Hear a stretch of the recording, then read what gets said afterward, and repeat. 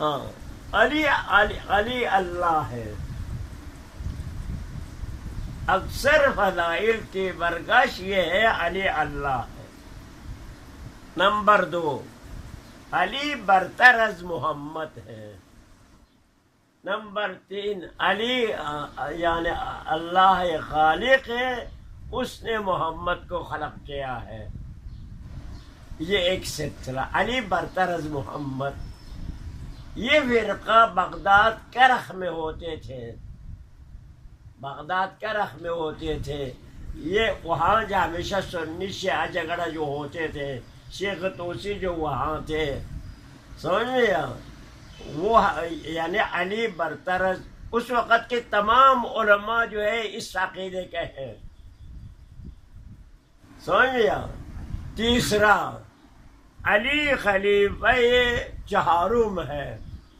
وہ کوئی شیعہ مانتا نہیں ہے علی چہارم ہے، وہ کہتے بلا فصل ہے. سمجھ میں آیا؟ یہ اب جو فضائل دوسرے مرحلے پر لے لیں گے امیر المومنین کی فضیلت. اب جب شیعوں کے خلاف بولتا ہے تو یہ نہ سمجھے کہ ہم صرف شیعوں کے خلاف ہیں، ہم تو ہر مذہب کے، ان کی سنیوں کی گنتی کریں گے وہ بھی حد سے زیادہ ہے.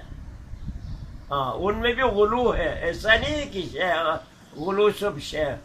دین سے جب نکلیں گے، اصول مرکز سے نکلیں گے تو غلو کرنا پڑے گا، اتنی تقاضا ہے. سمجھ گیا؟ تو برائے نام بہرحال علی امیر المومنین کو جو ہے شیعہ خلیفہ چہارم نہیں مانتے، وہ خلیفہ بلا فصل. اسی لیے جو ہے اذان میں خلیفہ بلا فصل پر زور دے رہا، خلیفہ بلا فصل ہے. اور یہ جو ہے علانیہ بغاوت ہے امت اسلامی سے، لیکن اس کے باوجود آپ کے مجتہدین منع نہیں کرتے ان کو، یہ مت کرو. حتیٰ وہ افراد جو داعی اتحاد ہے. سمجھا؟ اچھا، اب آتے ہیں فضائل کو. جو بھی فضائل ہے یا کعبے کے خلاف ہے